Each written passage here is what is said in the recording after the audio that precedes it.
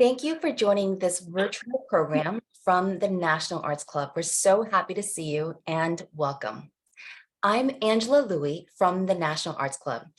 For those who are hearing about the National Arts Club for the first time, we are a 501c3 nonprofit with a mission to stimulate, foster, and promote public interest in the arts and to educate the American people in the fine arts.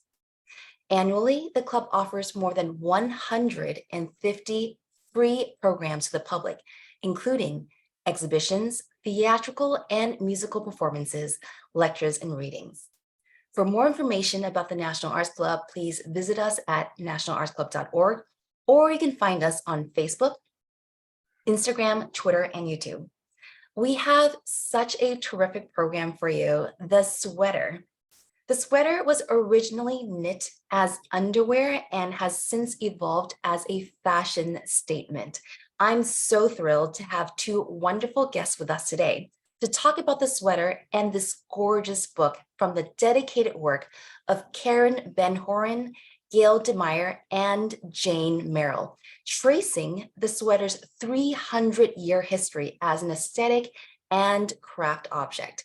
We are so happy to have Keren and Gail tell us the story of its materials and construction, national traditions, fads, and fashion, and accessories. We'll hear all about the yarns, Nordic patterns, buttons, vintage collars, runway designs, manufacturing, and today's exploration of form, structure, and material. Now, Keren and Gail will show us that no matter how far we've come technologically, there is something very special in the art of handcraft. These two make such a dynamic duo because of their many talents. One is their incredible gift for deep research, and then to marry it with their ability to provide insights and craft a narrative on the history of such a celebrated fashion item today. Let me tell you a little bit about Keren and Gail. Keren Ben-Horin is a fashion historian and curator who has curated several fashion exhibitions in New York and Israel, and co-authored the Fashion History Survey, She's Got Legs, A History of Hemlines in Fashion. Keren is currently a curatorial scholar at the Center for Women's History, New York Historical Society. Gail DeMeyere has worked as an art director, curator, and knitwear designer. She received her bachelor's in the history of art from the University of Michigan and her master's from North Carolina State University in textile design, marketing, and management. Now, we're going to have a Q&A section at the end where you can ask all your questions. So please ask away now, and we'll be able to get to them at the end. Books will be available for sale through the Q&A chat box, so please check the link in the Q&A. I want to now welcome Keren Ben-Horin and Gail DeMeyere. We are so happy to have both of you here. Thank you, Angela. Before you start, I'd love to ask you a couple of questions that we've all been wondering about.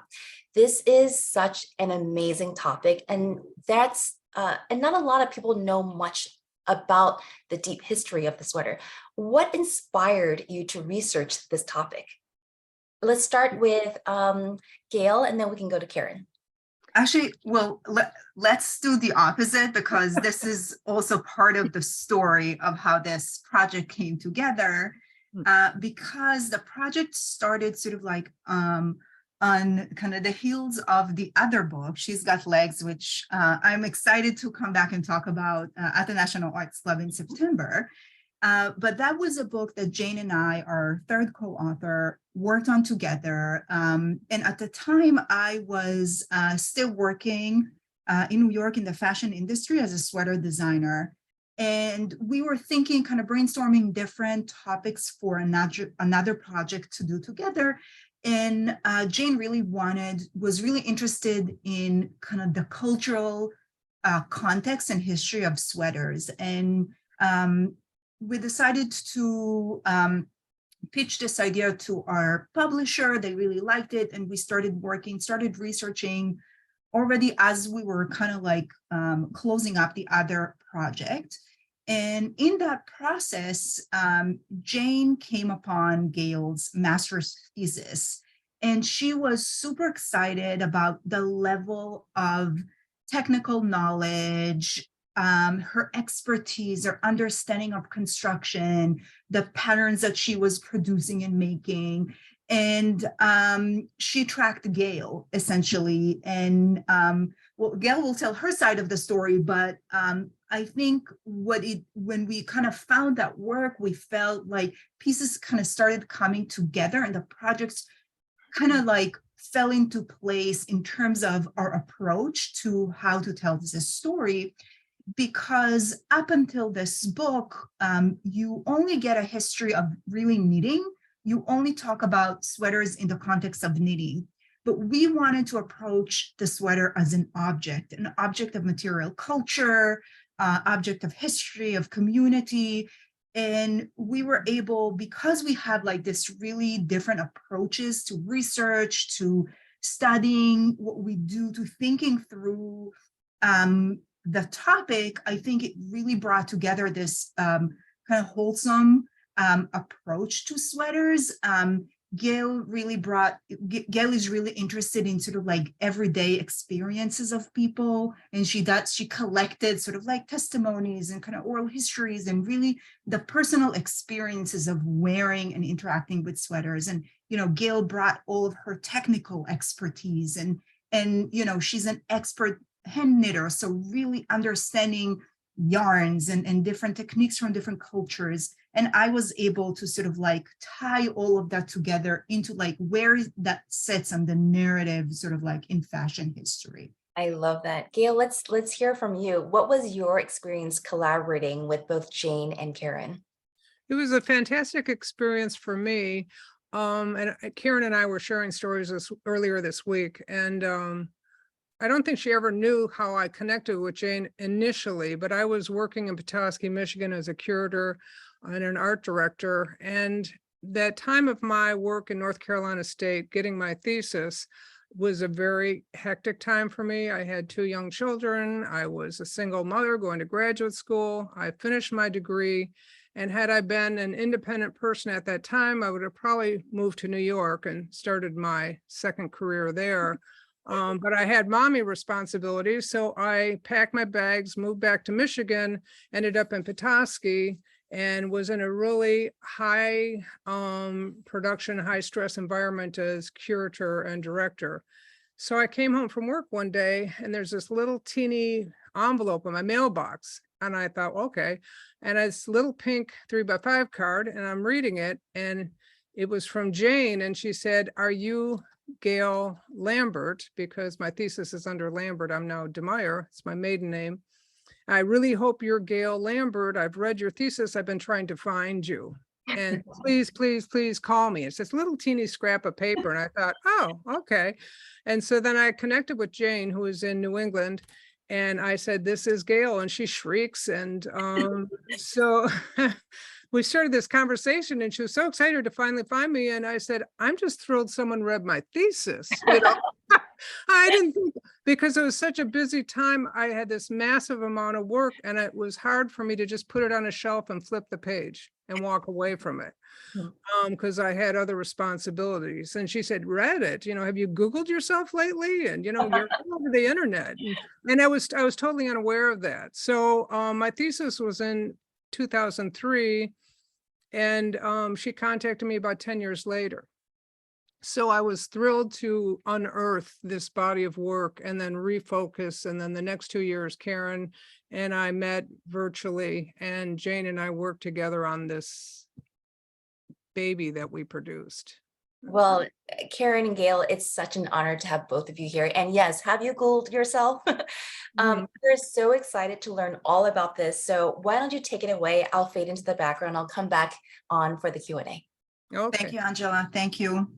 So Gail, while you were bringing up our presentation, I'll just say that we're going to have this do a little bit something different, not exactly a traditional book talk, but rather a conversation between Gail and I, because we really want to kind of programs Gail like amazing well of information and knowledge. And So I'll have some leading questions, and Gail will take us through some interesting things from our book.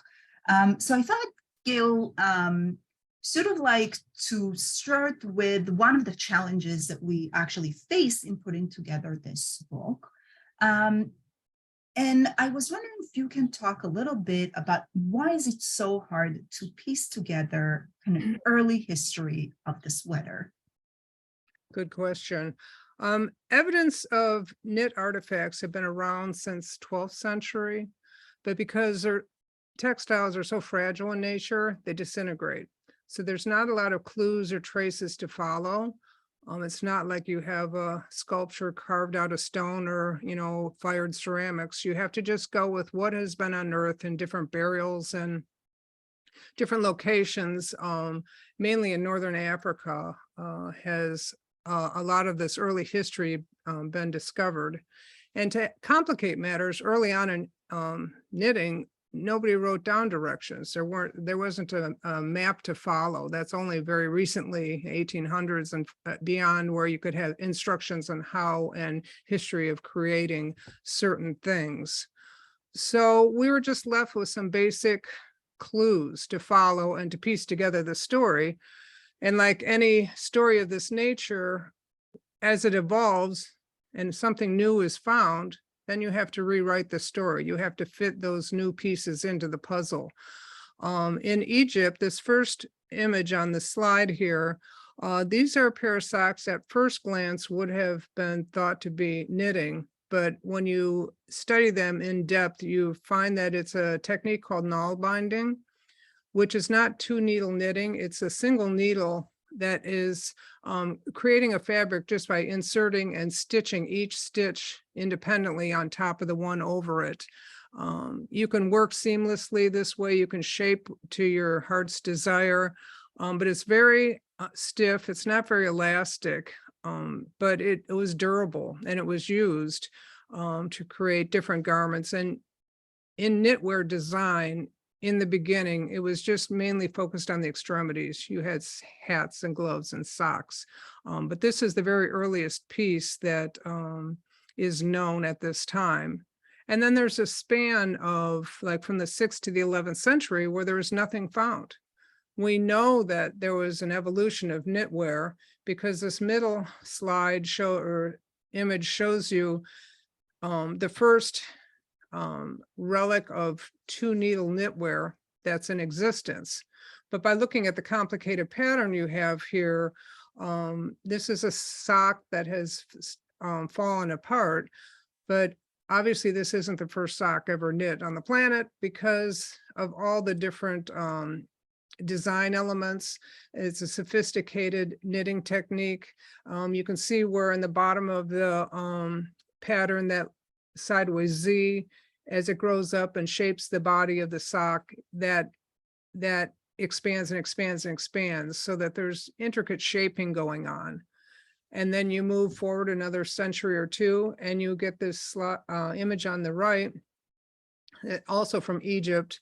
And all three of these pieces are in the Victoria and Albert Museum. But what's interesting, this is a very fine gauge. It's counted out at 18 stitches to an inch, if you can imagine, 9 stitches and a half an inch. But you see the geometric patterns in this. This is multicolored.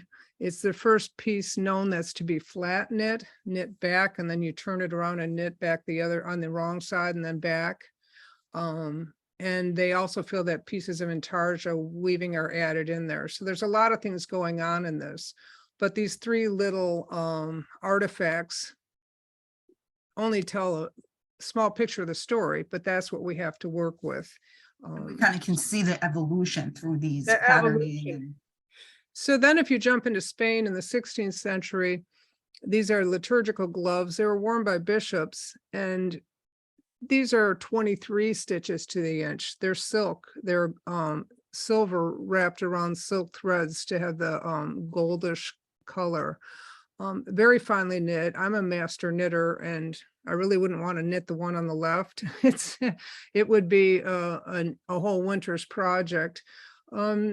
And these were preserved because they were found in burials. They were preserved by the church, but they were believed to be knit by Muslim knitters for the church and churches in Spain. And it's again just a very small example of the jump that it's taken. In that time, you'd also find cushions and different articles. It was not only just for hands and feet. And I'm jumping slides here. Yeah, so we're kind of can see the evolution of patterns, of techniques, but what are some early examples of sweaters? Yeah, so as we piece the facts together, then we jump into what are the clues that were given. And one of this image here is the Buxtehude Madonna, and it was painted in 1371, and it is one of many panels that were in an altarpiece. But by this time, knitting is moving into Europe, and you can see by this image that the Madonna is knitting a almost fully fashioned sweater. She's knitting in double point needles in the round. You know, by this period of time that knitting is well understood and being used, but this is one of the early clues that in the 1300s that knitting is moved its way into Europe. This is painting is in an altarpiece in Germany. And it's And worth then pausing for a second, Gail, just to explain to people who don't know, fully fashioned means it's knitted in one piece, there's no seaming. Right. So when you're knitting in the round, you at the bottom, this is probably knit from the base up. And so with 4 needles, you can knit circles because each time you finish to the end of a needle, you just pick up the next needle. So you're not going back and forth. Today, you would use circular needles, which are much easier. I really don't like knitting in double points, truth be told, but you can knit circular needle. And then when you get up to where the underarms are, you separate and you knit up the garment of the body, and then you add the sleeves and you combine it all at one. And you're at the point in this sweater where it's getting combined up to the neckline. So you don't have seams to worry about. And when you're done, you don't have piecing of the garment together.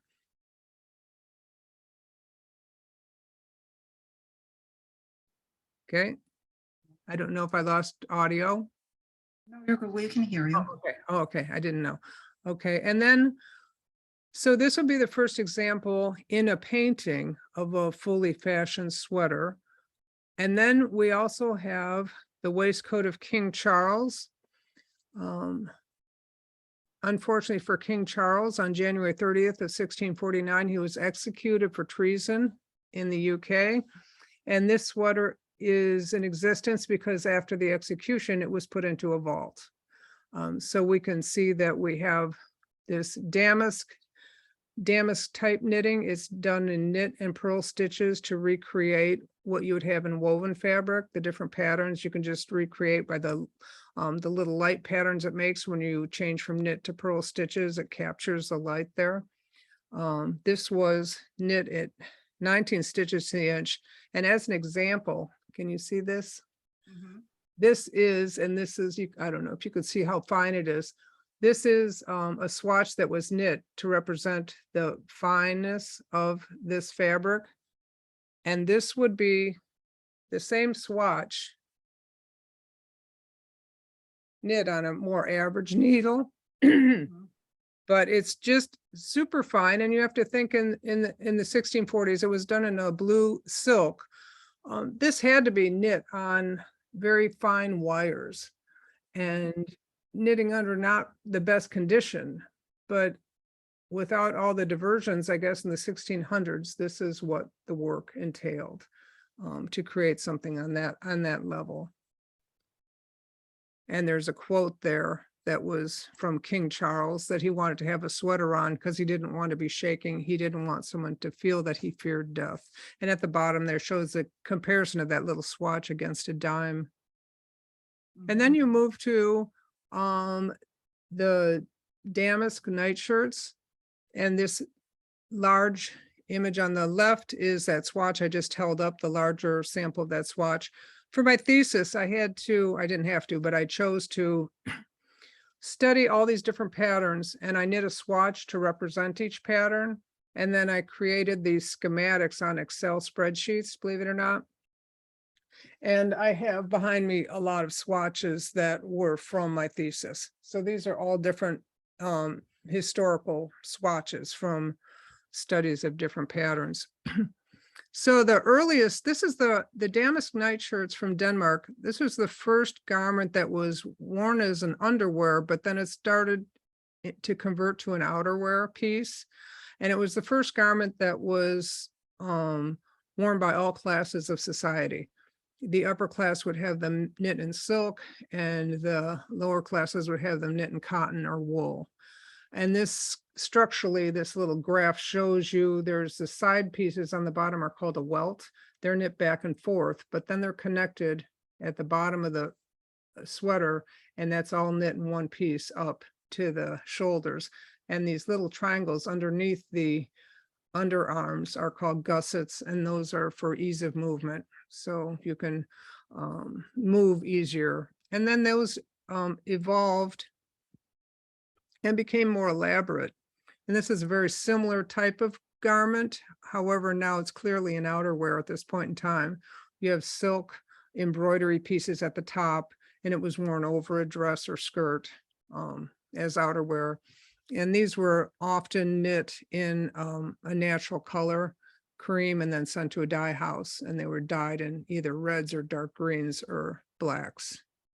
So that would It's really interesting to see the patterns like damask, which is fashionable during that time period, on woven textiles. So we see how sort of like the sweater is not just for, you know, just covering your hands or your feet. It's really becoming something that you wear, whether, you know, in the house or later on as an outer garment, but really it's starting to be, you know, part of this like fashion system in a way. And it's a personal statement, right? The owner is incorporating maybe important swatches of fabric, or, you know, created specially for to elevate the, you know, the top area of the sweater. So there's a lot of personal touches being brought to these sweaters. You see on this now, the stitches aren't just like 8-point star and knit and purl. You have a lot of traveling stitches, so they're becoming more sophisticated. Then you can see the welt on the one corner. It's a little split on the side. So people are starting to pay attention to sweaters as being more than just something to keep you warm against the body. They're using them for more of a statement of themselves and personality. So now that we have a better understanding of sort of like this early evolution of hand knitting, I want to ask you a little bit about sort of like production. Now, as in the past, sweater design is really informed by technologies. The technologies that we have, evolution of different technologies. So can you give us some examples of kind of important technological leaps in sweater design and manufacturing? Sure. Before we got into the technology of sweater design, the knitting industry began by being controlled by knitting guilds.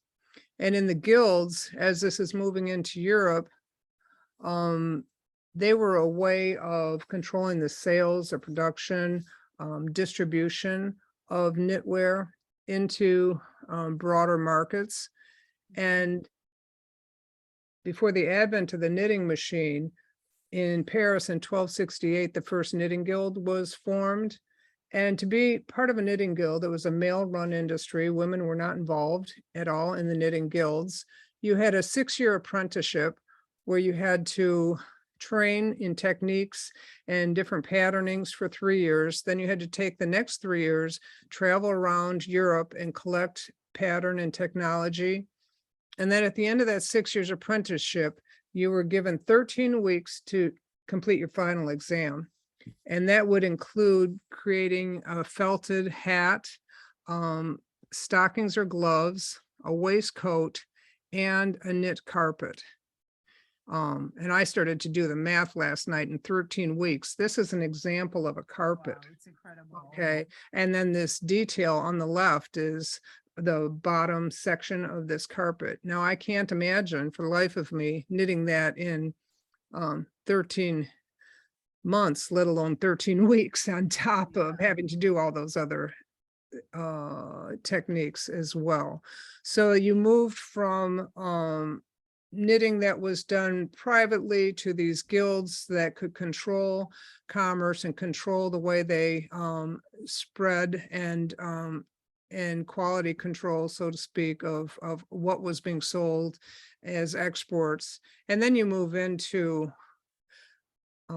quick slide here that says at the same time there were home knitting taking place for people that weren't allowed to be involved in that part of the craft.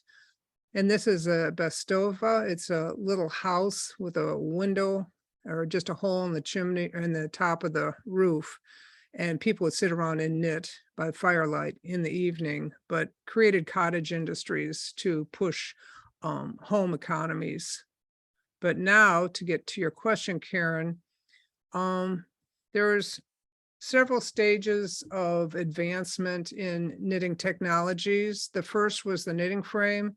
It was designed in 1589 by William Lee. And rumor has it that he designed and invented this creation because the woman he was dating wanted to knit more than spend time with him. So he created this knitting loom to have more time with his lady, and he tried to patent it to Queen Elizabeth I, and she would have nothing to do with it because she thought it was going to take away work from the people in her kingdom that were knitting, hand knitting. So he had taken this invention to France, of which it was patented, and that became the first jump in knitting technology. It was a flatbed knitter, excuse me. So you would feed the yarn into it and it would draw across, and you were only knitting flat panels. It did not knit and purl. And then these panels were removed from the frame. And what you have here is a image of a hunting jacket. And so this panel would be the two sides on both sides of the center opening. But then those panels that were knit on the frame were either in-house, produced into a sweater, or these panels were shipped to other areas, like they'd be produced in Italy and then get shipped to Great Britain. And they would hand stitch this basket weave on the bottom, the knit purl basket weave, because again, they couldn't work with the knit and purl in one row. And so all the little trimmings were knit in place from these larger panels. So from the knitting frame, you move on to what's called warp knitting. And that's a different concept because knitting frame works across it. The warp, each stitch is individual and it works up to down. And because of that, there wasn't the concern about stitches unraveling, and you could do some very intricate and unusual patterning with it. You could knit on one machine several different sizes because each section was independent to the next section. So you could have like 4 sweaters going at one time on one machine. It was used greatly by Missoni. They used it to a level. They had Rasho warp knitting machines where they could have an underlaying crochet section that was binding together these knit stitches. So they were able to create these flame stitches that people are probably very familiar with. And then this is a Kuki sweater from the 1970s, is when that Australian company started. Not everything on warp knitting machine is done at this level of manipulating stitches. You could do fine laces. Warp knitting machines were good because you could use many different types of fiber. There were different needles that worked with different fibers. So as you move forward, so you had the 1500s, and then you had this warp knitting machine was coming about, a couple centuries later, and then you move to circular knitting machines. in my mind, I thought circular knitting machines would come before the warped, but they didn't. And these are just put on a circular bed, and you can just imagine knitting out hose or stockings very easily on this machine. But it took a little while before these were developed in 1816 by Mark Brunel. And a little while later, a man named Henry Griswold took, about 50 years later, took a second bed of needles on the top, and so that they were able to do knit and purl in one circulation. And then you didn't have all of this hand manipulation after something was taken off of the frame. You could create almost a finished product. And so it's pretty amazing. It took almost 200 years before the Very knitting frame was amazing. improved. So it was Yeah. like a really good invention in a way. It really was almost perfect in a way. Well, it shows you how the knitting machine in the 1500s was, 200 years ahead of its time, because it was before the Industrial Revolution by about 150 years. So the knitting machine was really, that first frame knitting machine was really revolutionary. And it was the standard for a long time to come before, these advancements started taking place. And there are many different iterations of these machines. I certainly don't have time to go through all of them. But you And also before we jumped ahead, it's just worth also, kind of highlighting the fact that there's such a big resistance to this technological innovation tells you how big and important the cottage industry is at the time in England. So it does provide work for a lot of people. Well, and there were, I can't remember the name, but in England at the time, people were resisting it. So they were going into the knitting industries and smashing up the machines because Right, the Luddites, they were taking away from these cottage home knitters their revenue and their source of survival. And there is this tension all the way to now about technology, the push-pull between technology and hand knitting. And they both, well, I'm biased, hand knitting is more important. but technology has taken so much from the standards of hand knitting to create what they're doing. But there is a kickback to it. Everybody wants to defend their angle. But it was certainly a hostile environment in the beginning because there was many houses that depended on it. And then they saw it as nothing but a threat to take away their source of livelihood. Much like robotics are today. AIs. Yes. Okay, take us away to our next innovation or leap. Okay, well, in 1995, Shimaseki Corporation was developed out of Japan. And I have sort of a personal sidebar with this. When I was in graduate school in North Carolina State, I think the reason I got fast-tracked into graduate school is because I had all of this background in hand knitting. And North Carolina State knew that this machine was coming from Japan, and they needed someone to become the expert on the whole garment knitting machines so that this university could, teach and become a resource for people wanting to learn more about it. So what it was a culmination of someone thinking, okay, well, we have gloves that we can create on machines. Why are we not able to create whole garment sweaters without seams in one piece? So that there's none of this after production piecing together of different parts of the sweater.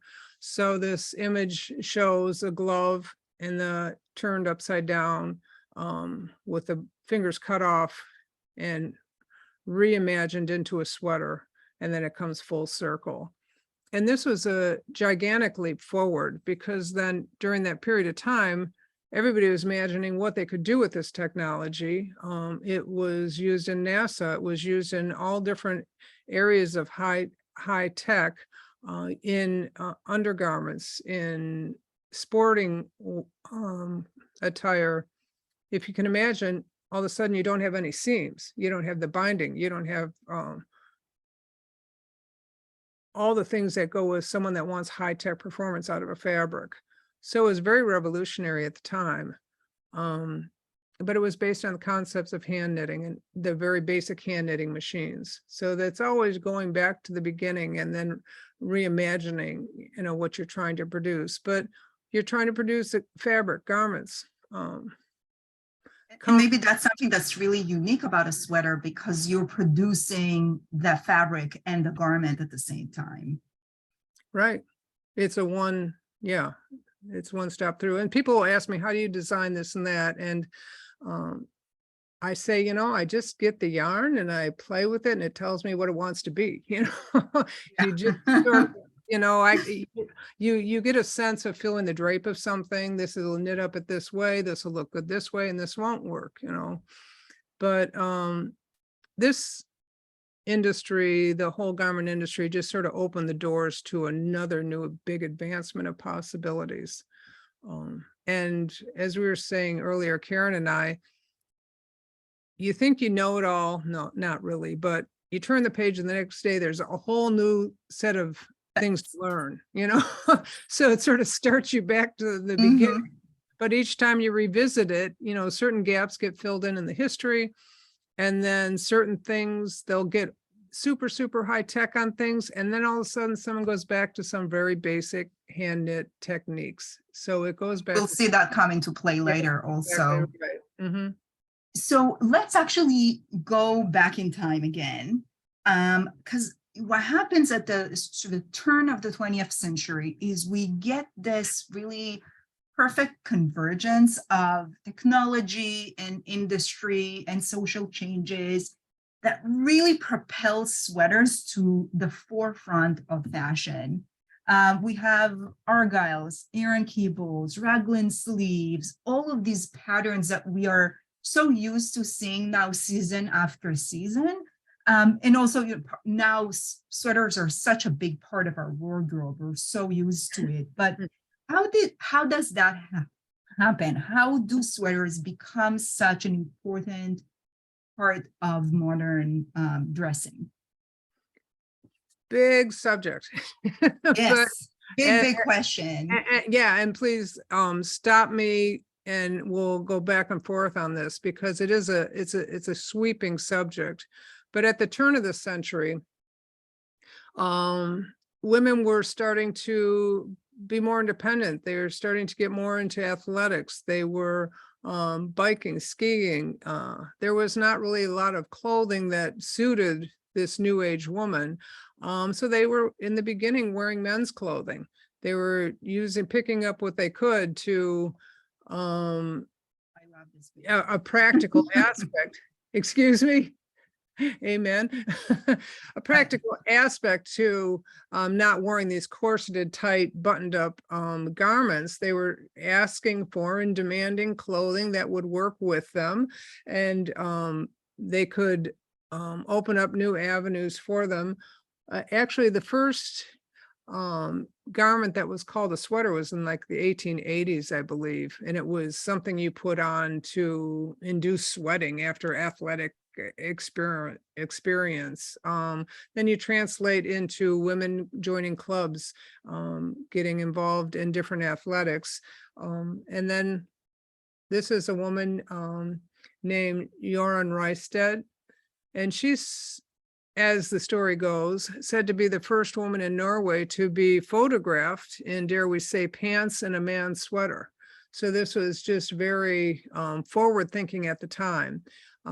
She just looks very contemporary, but yes, at the time, this is quite revolutionary. And that sweater today is timeless. I mean, good design is timeless.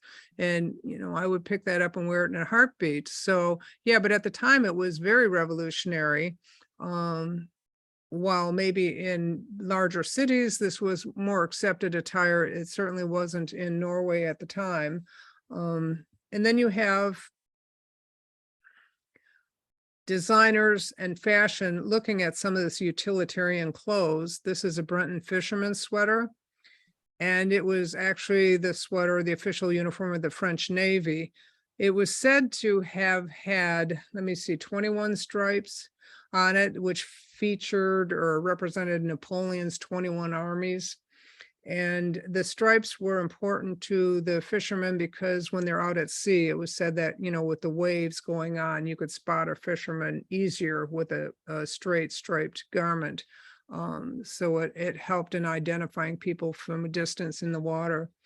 But these were utilitarian sweaters that had taken the attention of designers like Coco Chanel, who took menswear and then all of a sudden brought it into haute couture and women's wear, and people were buying them just for their own personal style, not for utilitarian use.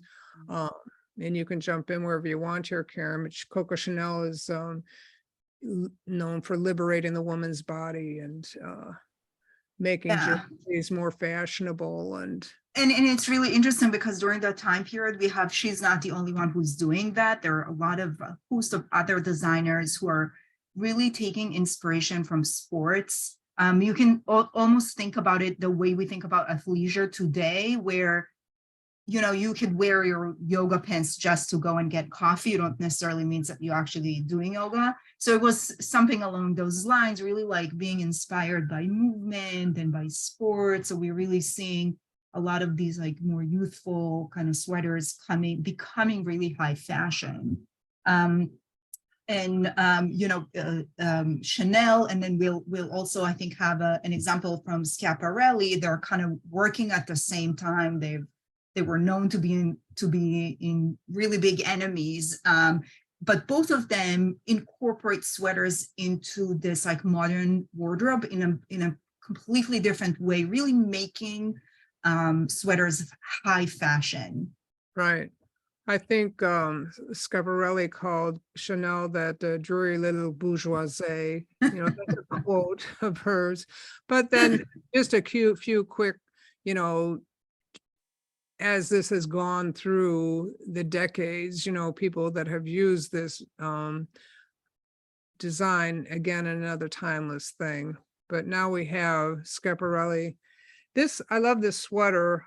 She had seen someone that had done a type of knitwear somewhere, and it was a double knit where you knit both black and white at the same time, but you would every now and then pick up a little so that there wasn't floats, you know, long strands in the back.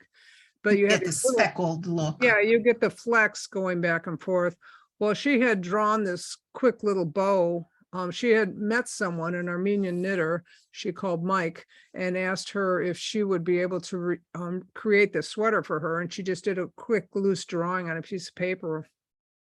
And after 3 different attempts, she was able to create this sweater. And Schiaparelli wore it to a luncheon, and she said that they were flocking to her like birds of prey, and it became very popular. The orders kept flowing in, and then it was Vogue magazine, I believe, awarded it as a masterpiece in design.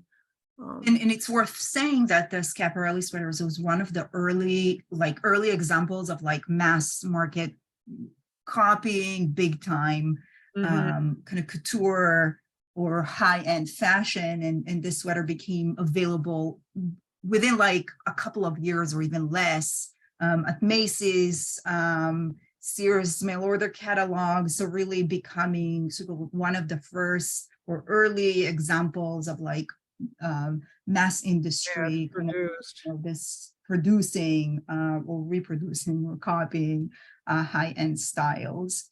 So I think, Gail, in the interest of time, because I want to make sure that we leave enough time for questions, maybe we can look at some quickly, so a couple more examples of like some of the interesting stitches and how they make their way into fashion, and then we can talk about some of more contemporary kind of examples of sweater design. Okay, let me speed through very quickly because there is, like I said in the beginning, it's a big subject, and I will try not to rest too much on these. We have Lord Ragland unfortunately lost his arm in the Battle of Waterloo, and his designer, his tailor, had created what's called the first Raglan sweater, and it basically made it easier for him to slide on without the use of one arm, slide in and out very easily. So this was just a design made by necessity, that we now have the Raglan sleeve, which is that angle sleeve, because of the craftsmanship of the Lord Raglan's tailor. Then we have the Aran sweater. This is created in the early 1900s, an industry to employ people in the Aran Islands. Some people think it was long before. It really is somewhat of a modern sweater, believe it or not. But they were just different cable knits and patterns created for a cottage industry to employ people on the Aran Islands. And it shows a schematic of how the Aran sweater oftentimes was created with the Raglan sleeve and brought forward. This is Knives Out in 2019, another timeless design. You have Guernsey sweaters, which were fishermen's sweaters, 1900s, and a lot of different techniques were created out of there, very well known for pattern stitches, and the stitching was on the top because it created pockets that insulated the fishermen. Sleeves were short, so they didn't get wet as they were loading things off on the boat. And in modern design, this is a Martin Story contemporary Guernsey sweater. But it's interesting, though, when you look at some of your sweaters, to think about some of these different points, because you will see things that have been around and used, and oftentimes created by hand knitters. Pharaoh sweaters, simple patterns, easy to knit because they're being exported to create economy for the island. And patterns were collected and published finally. And this is Kirk Douglas in a movie with a Pharaoh sweater. And you mentioned, we kind of mentioned in passing how sweaters sit on this like really interesting intersection of craft and technology. And, you know, some of the more kind of interesting contemporary examples that we have of sweaters are kind of playing with that tension between craft, handcraft, and technological innovations. Do you, we have a minute before we need to open it up, so maybe you want to give us an example of or two? Let me zoom forward to, well, here would be a Fair Isle sweater early on, and then this is a modern interpretation of a Fair Isle sweater. And here are Fair Isle sweaters on Shetland sheep to promote their tourism industry.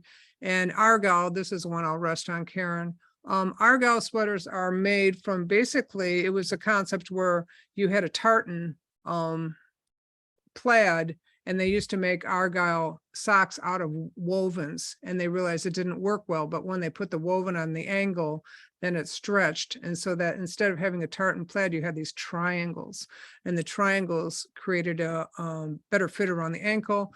You fast forward to Argyle sweaters, where Alexander McQueen has, you know, changed the size scale. Playing with a tradition as always. Absolutely right. So this would be an Argyle, but done by McQueen in such a perfect way. His quote, "I like things that are modern but still have a bit of tradition. I believe in history." You know, so things go back and forth and they play off each other. And you said we have a minute, so I'm going to zoom. Okay,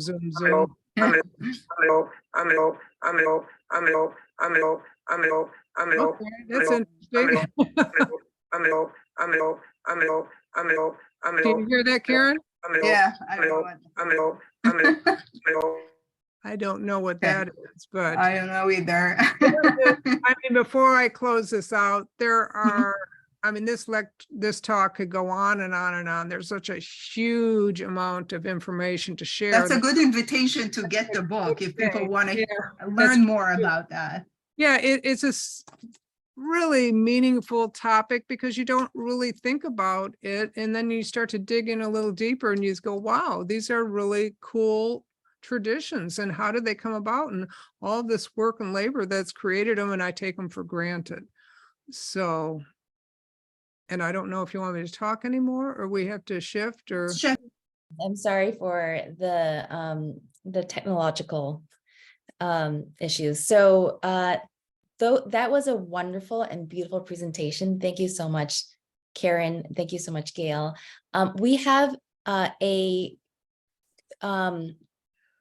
great amount of questions, and let's start off first with because once it reset, I don't have as many of the questions with me, so I'm going to pass it on to you, Keren, midway. So the first that I have for you is if you can just let us know a little bit of the history of what came first, crochet or knitting.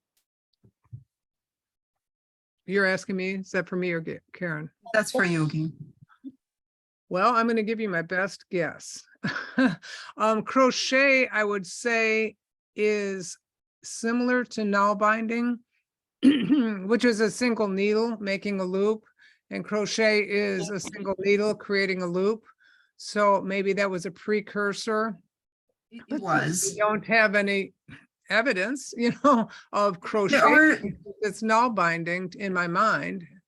Well, there are very early examples of different looping techniques, not necessarily crochet, but crochet is a looping technique. So there are examples where you can find, for example, imprints they found on clay parts, imprints of something that looks like looping. So we know these kind of things existed, but it's really hard to say sort of like what came first. Like we said at the beginning, it's really hard to piece together that early history. I would have, if I had to be forced to take a guess, it'd be crocheting because it's a single needle versus a double needle, which came later. That makes sense. Speaking of these early crochet and knitting, what would you say is the earliest pattern for knitting or crochet? And in this case, probably crochet. Would it be gloves or hats? Or the sock that we saw in the first image? Printed pattern? Printed pattern. Well, I think of Mrs. Wendell's printed, Bible of old-fashioned things. I think they were socks and hats, booties and child garments. And then there's the what do you call them, Keren? The shrugs, or they go the sleeve, and then it goes around the back like a shawl. I think those were very early on. I can't say with certainty what the first printed pattern was. And it could just as easily be fabric like doilies or something in that order. Yeah, that's great. We've got a really great question. This question is, what's the difference between a sweater, a jersey, a pullover, and a jumper? I'm thinking of UK English, but not so sure if it's the same definitions in the US. Jersey comes from Guernsey, which is Guernsey Island. So Guernsey and Jersey, there's a Jersey, that would be that terminology. The word sweater came from the UK, and it was an athletic garment that you sweat in, and a pullover. I mean, I have to say, I equate them all to the UK. Keren, do you have a different opinion? Well, jumper is the British term for what we call sweater or a pullover sweater. The British call jumper. And I think jersey, it's a little bit murkier because, we have basketball jerseys are also called jerseys, but now it became a reference to the fabric, not necessarily the pattern. So you get our t-shirts, for example, are jersey fabric. They're knitted, but they're seamed. They're not fully fashioned like sweaters. So they are knitted into pieces, then the pattern is cut, and then it's put together the same way that you would put a woven fabric together. So the term jersey is being applied in different ways to different things. And in different time periods, it meant different things. It's like what came first, the chicken or the egg, because I think of in 1800s, there was Guernsey and Jersey, and then it happened to be, 1900 Jersey is a knit fabric, but it's just a very fine knit fabric that is very drapey and, luxurious. So it's just a matter of degrees. That's so interesting. We've got a lovely question here that asks, can we guess who would have done the knitting for garments like King Charles? Would it be a man or a woman? Well, that was the 1600s, so I would have to say it was, I was going to say, thank God it was a man. I mean, I would have to say it was probably a man that knit that out of a guild. And the guild probably was in Europe that, created that silk garment. And maybe it came from Italy, I don't know, or Paris. But I would assume at that time period, it was a man that knit that. And, when I look at the fabric, it is incredibly fine. I can't imagine knitting a full garment of that, in that detail. Yeah, And it tells you so much about sort of like how much sort of like sweaters, but also in general, textile and fashion production, how that is so tightly linked to gender and to economic structures, and how that change over time. Like now it's really hard for us to think about, oh, there were like a group of men who controlled all the knowledge of like how you knit a garment or how you make certain patterns. It's something that is very hard for us to, I think, to understand today, but it really shows you this kind of how, the changes, social changes, economic changes, how you could really learn a lot about that through looking at production of sweaters. That's another hour-long program about that, but that's absolutely that. Read the book. We wrote a book about that. That's right. When was the finger knitting introduced?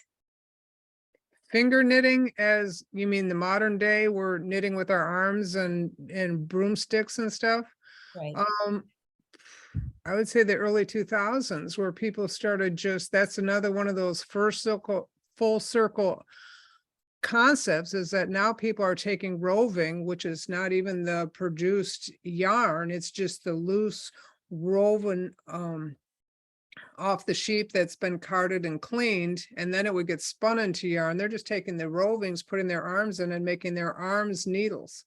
Gail, do you have Johan Kuh's example here? Because that he uses roving for his sweater. So that's right really there. You can see it here. So right Isn't here, that incredible? That was hand pulled, and then people were using broomsticks to knit. So you go from fine wires to broomsticks. It's a really full spectrum sport, right? And a nice thing about knitting that, that changed the course is that it was portable. It was, nomadic cultures could knit because it was just 2 needles. They didn't have to cart a loom across the desert, to create garments. So it's very approachable. Terrific. Let's go back to an image that you had for the damask nightshirt. What was the purpose of the welt at the bottom? Ease of movement, and I'm almost there. Okay. Yeah, sometimes the welt will be longer in the back than in the front. Sizing, ease of movement. They were also early on, a lot of these patterns were tucked into something. So it probably made it easier to tuck into trousers or tuck underneath a skirt, so that area was able to open and to move a little easier. You often found a lot of the more intricate patterns at the top, especially in the Guernsey sweaters, because those were tucked into fishermen's waders. So the bottom, they didn't spend a lot of time making a pattern on it, but the top, they made a pattern because That was what part that was exposed, but also when you have knits and purls and twisted stitches, that creates air pockets, which insulates you, keeps you warmer. So a lot of times the patterns you'll see on sweaters are from, the chest up. That makes sense. The balance of the questions actually are not, they're more in the history of the sweater, but not on the slide. So Gail, do you want to stop sharing the screen so that we can see Sure. your face a little bit bigger? Are you sure? Let me see. Share screen. Terrific. I'm looking for the stop share. I Oh, think- you stopped sharing, Gail. You're good. Oh, did I? Okay. Yeah. Here's a great question. Could you tell us a little bit of how the sweater moved from inner to outer garment? Well, like Karen was saying earlier, it was a form of utilitarian object. You wore it to keep warm. You wore it to day and night to keep out the chill. And then as people developed their sense of individuality, they wanted to express themselves more. They wanted to take these garments that they so lovingly created and be represented by them. So they, when they came to outer garments, then all of a sudden there was a sense of nationalism. There was pride. Norwegians have the Luskofte sweater that during World War II was like a flag that they were wearing, that we're united. We're proud of our country of Norway. And so there's symbolism that's embedded in sweaters. There's personality embedded in sweaters. There's, in Guernsey, you can tell I'm a fisherman because I'm wearing this sweater. There's identity in the club sweaters or in track sweaters or letter sweaters, gay pride sweaters. There's all sorts of identity driven things. Sonia Reichel was the first one to put words on sweaters. All of a sudden you have statements on sweaters.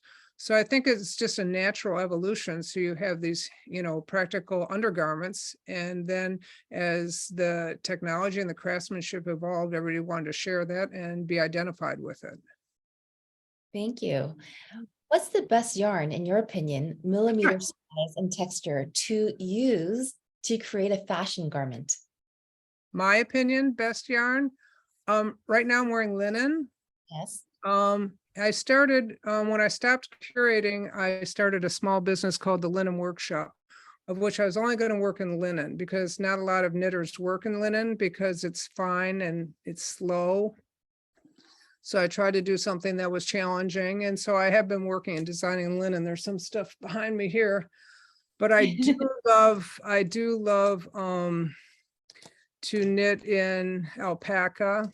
I think it's just so drapey and wonderful. It's like choosing your favorite child, which would be an impossibility, but I do love knitting in linen, but I do love knitting in a lot of other wonderful fibers. So I don't have a favorite.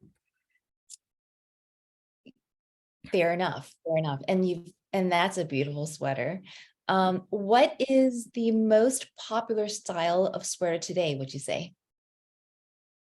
Androgynous, Mhm. Oversized. You can wear it any which way but loose. There's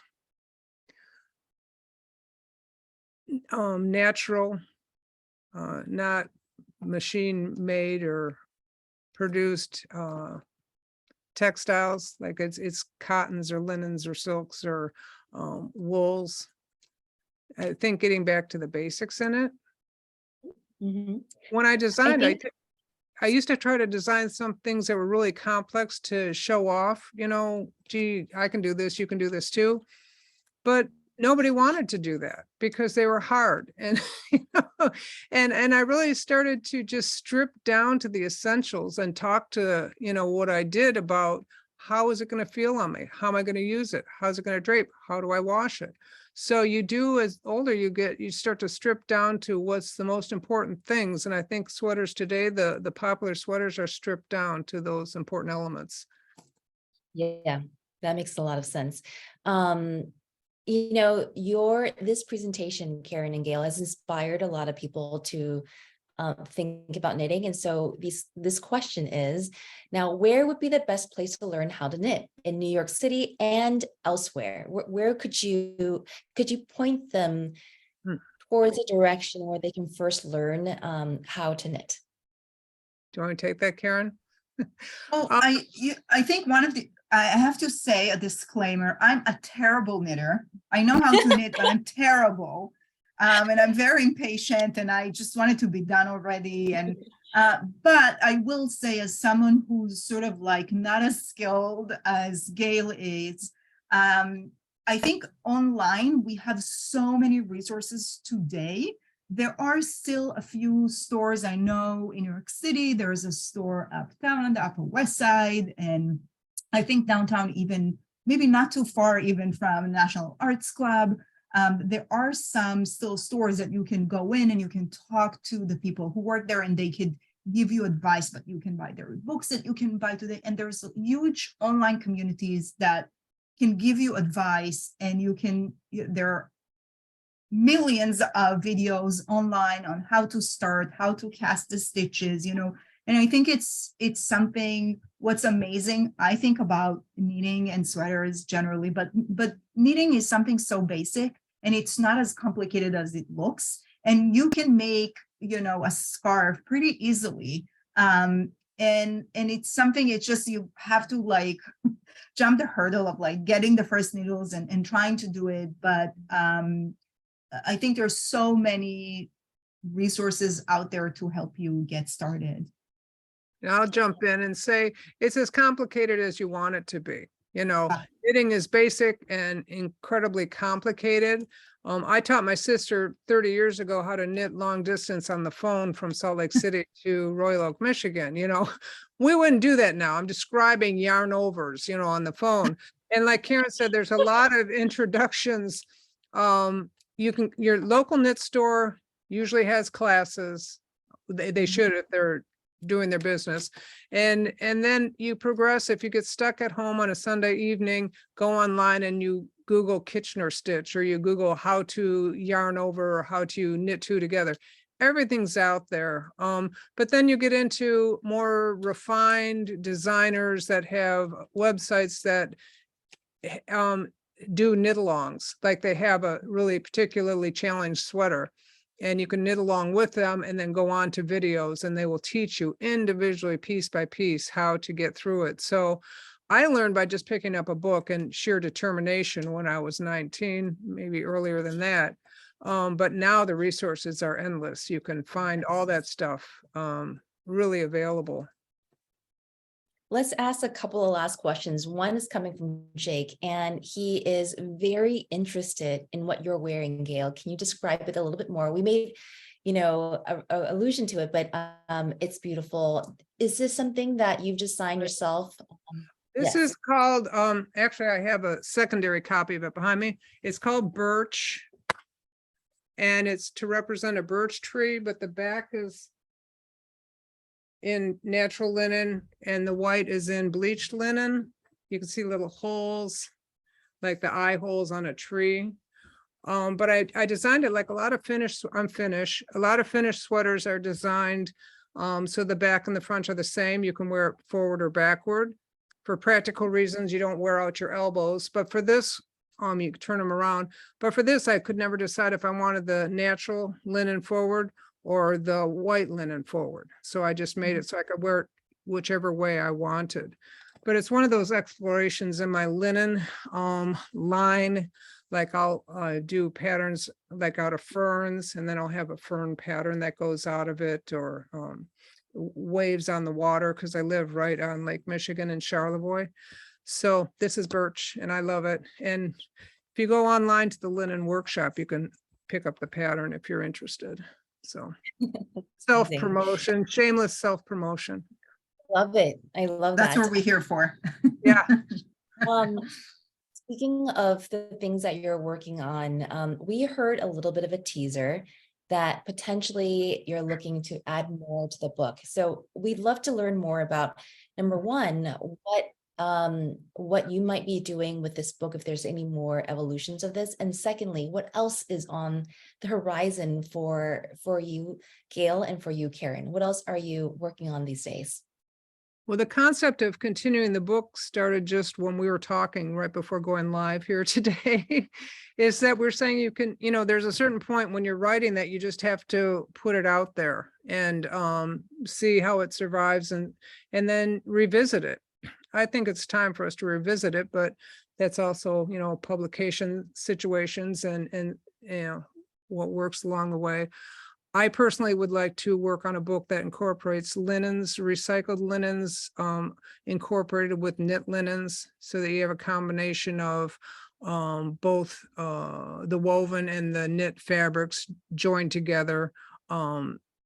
That's been in my head for a while. I always find it challenging to find a publisher, because you have these ideas that are rich and wonderful, but it's tough. I'd rather be designing and writing and creating than fighting the battle of finding good publications. So Makes sense.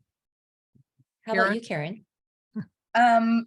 At the moment, I'm deep into my dissertation research. I'm a PhD candidate at New York University, and I'm studying how different political and social organizations in the US use fashion shows for fundraising and community building. So it's really sort of like a history of community organized fashion shows, which is another topic that has not been written about much. So in the next couple of years, find me buried under the research or in an archive somewhere. That sounds And maybe one day I'll come back and talk about that.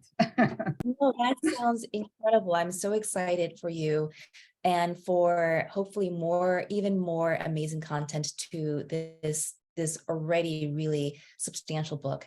I wish we can go on for hours and hours, but we're at the end of our program now. Keren and Gail, I have to say it's been such an honor to have you with us. I've learned so incredibly much. We're so delighted to hear about the history and the different angles of the sweater and everyone here. If you'd like to purchase this amazing book, the link is found in the chat box. I'm Angela Louie. This is Keren Ben-Horin and Gail DeMeyere. Thank you so much for being here. Take care and bye-bye. Thanks for having us. Thank you. Take care.